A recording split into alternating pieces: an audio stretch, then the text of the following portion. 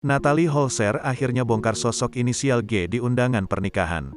Natalie Holzer akhirnya buka-bukaan soal foto undangan pernikahan sekaligus inisial G yang sempat diunggah di akun Instagramnya. Pertama-tama, mantan istri komedian Sule tersebut mengucapkan permohonan maaf. Diketahui sebelumnya, Natalie Holzer sempat memposting foto undangan pernikahan di akun Instagram pribadinya. Unggahan tersebut kemudian ramai lantaran Natalie Holzer diduga akan segera menikah dengan sosok berinisial G. Pertama-tama aku mau minta maaf untuk para wartawan ya, karena banyak banget yang ke rumah, ucap Natalie Holzer. Natalie Holzer menjelaskan soal inisial G yang tertera pada foto yang ia unggah tersebut. Alih-alih inisial tersebut adalah sosok pendamping hidup Natalie Holzer, ternyata inisial G tersebut adalah sebuah brand kosmetik dan skincare. Diketahui Natalie Holzer didapuk menjadi brand ambasador produk tersebut. Ia mengaku setelah memposting hal tersebut banyak awak media yang menunggunya untuk memberikan klarifikasi.